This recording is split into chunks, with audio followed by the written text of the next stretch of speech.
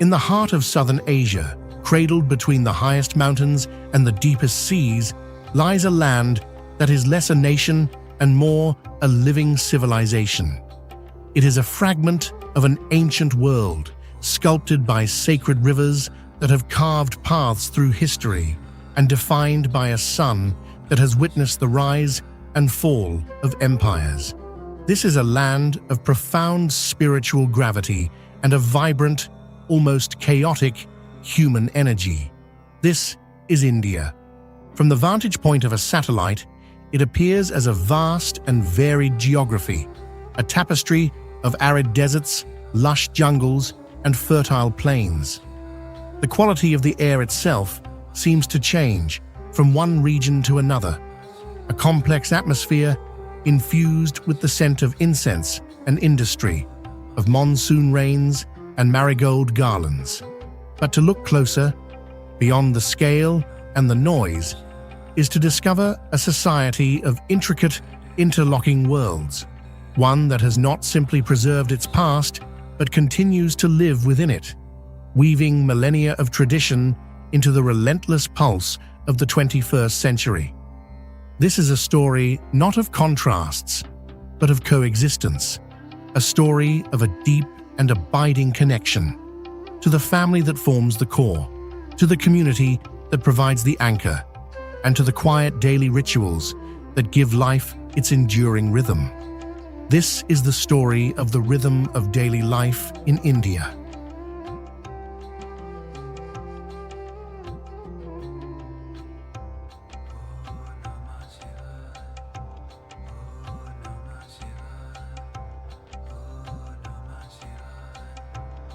The Indian day begins not with a sudden jolt, but with a gradual awakening, a symphony of quiet, familiar sounds. Before the sun has fully risen, a subtle energy begins to stir. It is the sound of a broom sweeping dust from a courtyard, the gentle clatter of steel utensils in a kitchen, the murmur of morning prayers. In the cities, it is the rumble of the first bus, and in the villages, the lowing of cattle being led to pasture. This is a time of ritual, of setting the tone for the day ahead. For many, it begins with a moment of spiritual observance, a prayer at a household shrine, the lighting of an incense stick whose fragrant smoke purifies the air, a visit to a local temple, or a simple act of gratitude for the new day. In millions of homes, the day begins with the creation of a rangoli, or kolam, an intricate pattern made with rice flour or colored powder, a transient offering of beauty and a welcome to the divine, which will be swept away by the feet of passers-by and remade the next morning. Life in India is deeply anchored in the bedrock of family and community. The family is not just a nuclear unit. It is often a sprawling, interconnected network of parents, children, grandparents, aunts, uncles, and cousins, frequently living together under one roof in what is known as a joint family system. This structure fosters a powerful sense of interdependence and collective identity. The home is a sanctuary, a place of shared meals, shared responsibilities, and unwavering support. In this environment, anonymity is a rare concept. The neighborhood, or mohalla, functions as an extension of the family. Doors are often left open, and children wander freely between houses, cared for by a web of watchful eyes.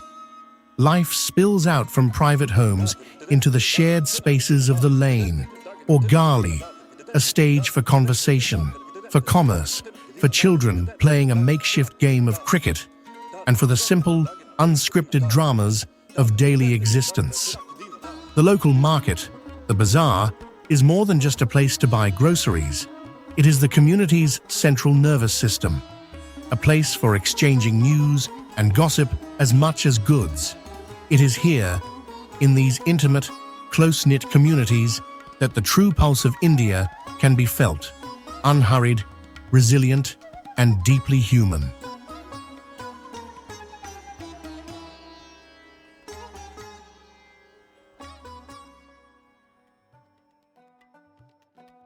Tradition in India is not a relic confined to museums. It is the very air that people breathe. It is a vast and ancient root system that nourishes and stabilizes a society in constant flux. Faith is woven into the texture of everyday life, a constant and visible presence. The landscape is dotted with sacred sites, towering temples, elegant mosques, serene Buddhist monasteries, and whitewashed gurdwaras. These are not just places of worship. They are vibrant centers of community life, places for celebration, for learning, and for quiet contemplation. Spiritual concepts like Dharma, the moral and righteous path, and Karma, the sum of one's actions, are not abstract philosophies, but guiding principles that shape daily choices and interactions. This spiritual landscape is home to a multitude of faiths. Hinduism, with its rich pantheon and philosophies. Islam, with its deep history and elegant traditions of art and scholarship. Sikhism, with its principles of service and equality. Christianity, with roots that stretch back nearly 2,000 years, and many others, each contributing to the nation's complex identity. Life itself is marked by a series of sanskaras, or rites of passage, that guide an individual from birth through marriage to death, each ceremony reinforcing family and community bonds. This deep respect for tradition is reflected in the social fabric. Elders are revered, their wisdom and experience forming the moral compass for the family. The act of touching an elder's feet is a common gesture of respect, a physical acknowledgement of their guidance. Long-held customs guide the significant milestones of life. The practice of arranged marriage, while evolving, remains common, viewed less as a romantic whim and more as a pragmatic alliance between two families built on shared values and mutual respect. Today, this often involves a blend of tradition and modernity, where young people have more agency in the choice of their partner.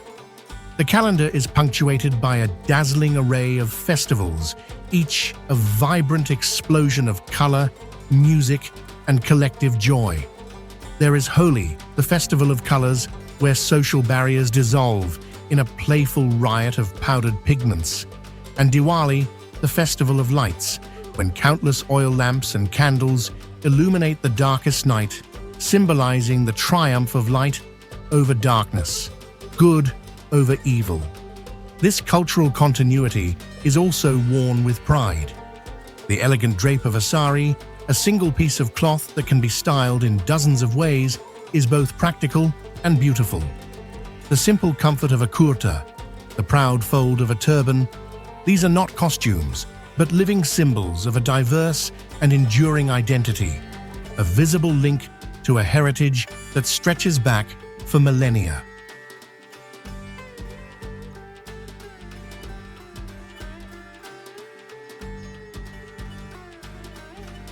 The world of work in India is a study in contrasts, a complex ecosystem where ancient occupations coexist with the cutting edge of the global economy. The nation's soul is still rooted in its soil. For hundreds of millions, life is governed by the timeless cycles of agriculture. The sowing, the waiting for the monsoon rains, the harvest. The small, family-owned farm remains the backbone of the rural economy, a life of immense hardship and profound connection to the land. In the towns and cities, the streets themselves are a vast and vibrant workplace. This is the informal economy, a bustling, self-organized world of street vendors, rickshaw pullers, small shopkeepers, and countless family businesses. It is an economy built on ingenuity, resilience, and a relentless work ethic. It is embodied by the Dabbawalas of Mumbai, a century-old delivery network that transports hundreds of thousands of home-cooked meals with near-perfect precision, using nothing but bicycles, trains, and a complex coding system. It is seen in the kabadiwala, the local scrap dealer, who is part of a vast, informal recycling network that ensures nothing goes to waste. This spirit of frugal innovation, known as jugaad, is a hallmark of the Indian approach to problem solving. At the other end of the spectrum, a new India is being forged in the gleaming office towers of cities like Hyderabad and Bengaluru. This is the heart of the nation's booming tech industry, a world of software engineers, call centers, and digital entrepreneurs connected by fiber optic cables to the global marketplace. Here, the workday is often aligned with international time zones, a 24/7 cycle that stands in stark contrast to the seasonal rhythms of the countryside. This rapid development is transforming the economic landscape, creating new opportunities and fueling the aspirations of a young and ambitious population. Between these two poles lies a rich tapestry of industry and craft. The fishing communities of the Kerala coast, their lives intertwined with the rhythm of the tides. The textile producers of Rajasthan, their hands preserving centuries-old techniques of weaving and dyeing. The vast industrial workshops that power the nation's growth. It is a dynamic and often chaotic economic landscape, a place of immense challenge and boundless potential.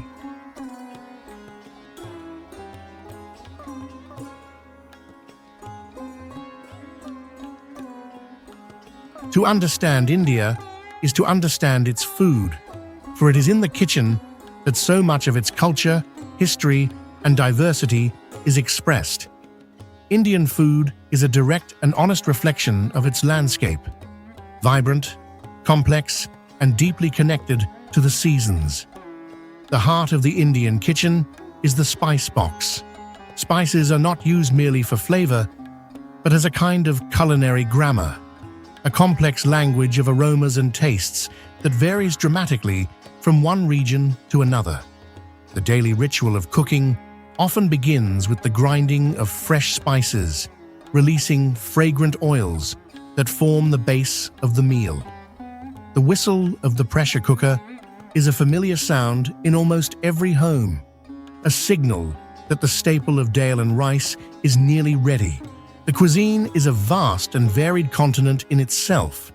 In the north, one finds rich, creamy curries, breads baked in tandoor ovens, and a reliance on dairy.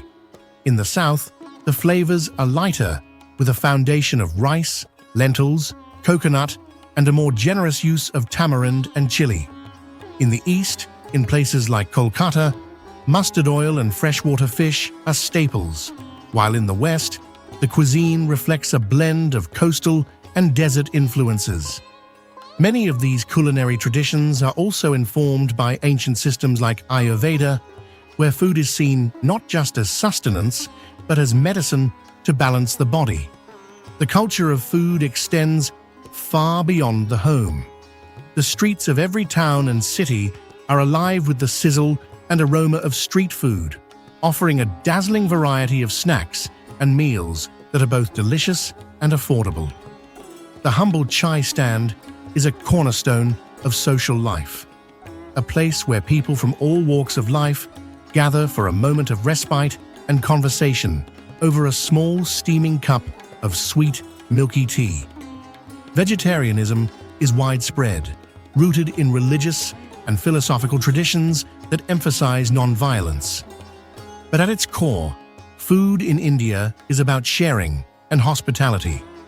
The principle of Atithi Devo Bhava, the guest is equivalent to God, is deeply ingrained, and a host will often go to great lengths to ensure a guest is well fed. The shared meal is a sacred ritual, a time for family to come together, to connect, and to nourish both body and spirit. The concept of the thali, a platter with a selection of different dishes, perfectly encapsulates this approach, a balanced, harmonious, and complete experience, a taste of the whole.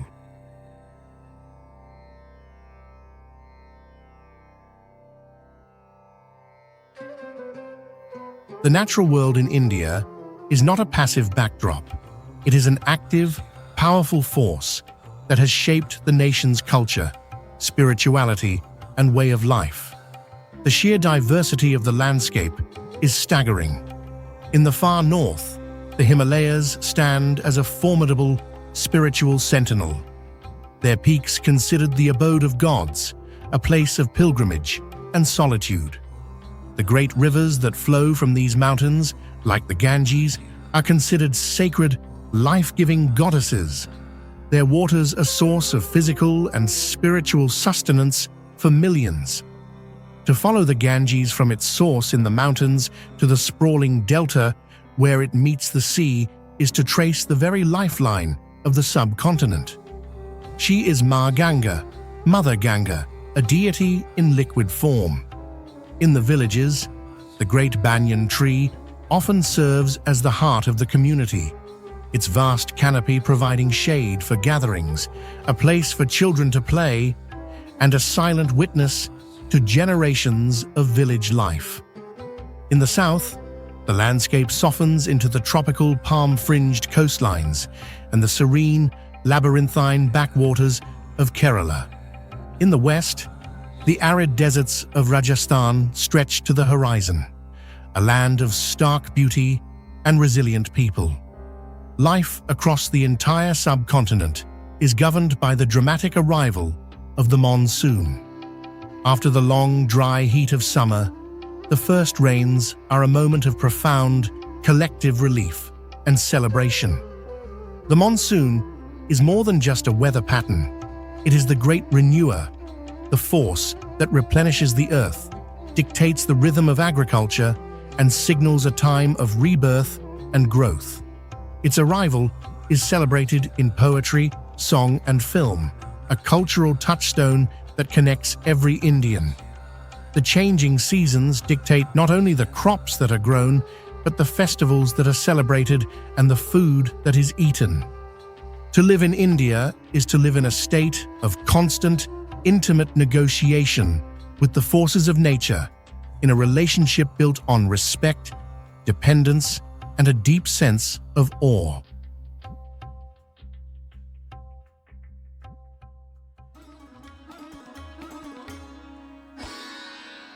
For all its timeless traditions, modern India moves at a dizzying pace. The country's transportation networks are a microcosm of its organized chaos, a testament to the ingenuity required to move more than 1 billion people. The local trains of a city like Mumbai are not just a mode of transport. They are the city's circulatory system, a lifeline that carries millions of people to and from work each day with relentless, pulsing energy. In the major cities, sleek, air-conditioned metro systems have transformed urban commuting, offering a vision of a more orderly, high-tech future. Yet, on the streets below, life continues in its familiar, chaotic dance. The auto rickshaw remains the quintessential vehicle for navigating the urban labyrinth, while the motorcycle is the workhorse of the Indian family. The constant sound of honking is not necessarily a sign of aggression, but a form of communication, a constant audio mapping of space. I am here, I am passing. A long-distance train journey is a social event in itself, a rolling microcosm of the nation where strangers become temporary neighbors, sharing food, stories, and perspectives. This seamless blend of the old and the new is one of the defining features of contemporary Indian life. It is a place where a bullock cart might share the road with a luxury car, and where ancient bazaars are now filled with the glow of smartphones. The digital revolution has swept across the country with astonishing speed. The smartphone has become a gateway to the world, a tool for banking, for education, and for social connection. This digital leapfrogging has allowed many in rural areas to bypass traditional infrastructure, gaining access to services that were once out of reach. A farmer can now check crop prices on a mobile app, and a small artisan can sell their wares to a global audience through e-commerce. Digital payments have become ubiquitous, transforming commerce from the smallest village shop to the largest urban mall.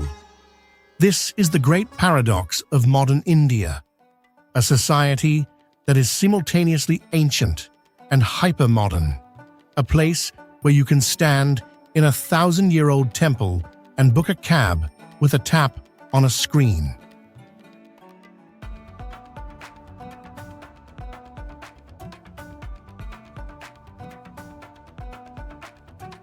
For the young people of India, life is a complex navigation between the pull of tradition and the promise of the future. Education is seen as the single most important pathway to a better life, a belief held with an almost religious fervor by families across the country. The school uniform is a great leveler, a symbol of a shared journey. The education system is demanding, with a strong emphasis on discipline, rote learning, and a culture of high-stakes competitive exams that determine a student's future. The pressure to succeed is immense, shouldered not just by the student, but by the entire family. The towns are filled with coaching centers, where students spend years preparing for the entrance exams to prestigious engineering and medical colleges. This migration of youth from villages to cities for education is a major social phenomenon, creating a generation that is often caught between two worlds. This generation is arguably the first to be fully immersed in a globalized world, connected through the internet to ideas, cultures, and opportunities that were unimaginable to their parents. They are ambitious, tech-savvy, and eager to make their mark on the world. Yet, they remain deeply connected to their roots. The great challenge for young Indians is to find a way to balance their personal aspirations with the expectations of their families and the values of their culture. This often leads to deep conversations within families, negotiating the boundaries between individual freedom and collective responsibility, between pursuing a safe career in engineering and a passion for something less conventional. It is a delicate and ongoing balancing act, how to embrace the opportunities of the modern world without losing the sense of identity and belonging that is so deeply rooted in tradition, family, and community.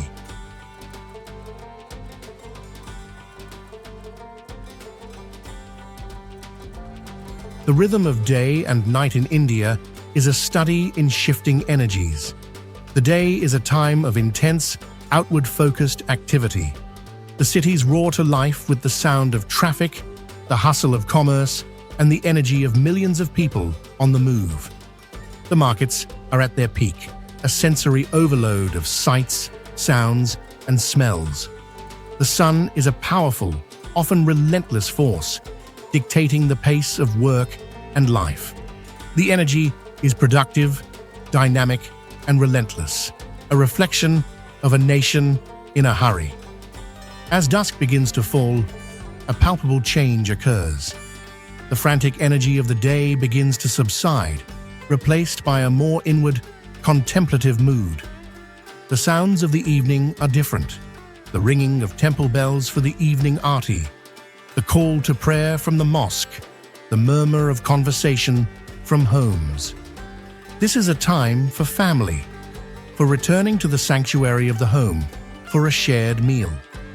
In the cities, the streets may remain alive with night markets and food stalls, but the overall tempo slows.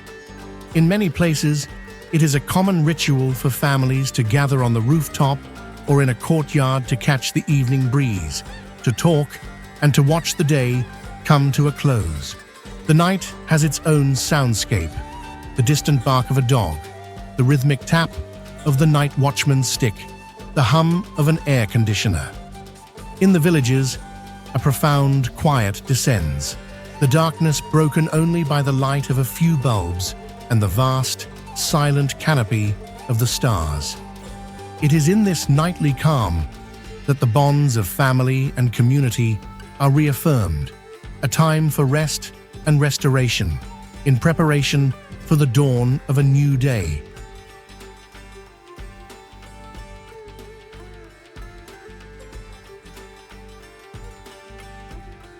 In this vast and complex nation is not without its profound challenges. The sheer weight of numbers places an immense strain on infrastructure, resources, and the environment. The constant negotiation for space is a daily reality for millions. The rapid, often unplanned growth of cities has led to significant problems with air and water pollution and traffic congestion that can bring a city to a standstill. The daily struggle for basic amenities like clean water and uninterrupted electricity is a reality for many. The gap between wealth and poverty remains a stark and persistent reality. While a new and aspirational middle class is growing rapidly, millions still struggle for the basic necessities of life. The landscape, for all its beauty, can be an unforgiving force, with the constant threat of droughts, floods, and the unpredictable nature of the monsoon. There is also the constant delicate negotiation between the past and the future. How does a nation with such a deep and ancient heritage preserve its identity in the face of relentless globalization? How does it balance the urgent need for economic development with the equally urgent need to protect its fragile ecosystems? How does it ensure that the benefits of growth are shared by all, and not just a select few? These are not easy questions, and they are the subject of a constant, vigorous, and ongoing national conversation, debated in Parliament, in newspapers, and at countless chai stands across the country. Yet, in the face of these systemic challenges, there is a remarkable spirit of resilience, an ability to adapt and to find solutions in the most difficult of circumstances.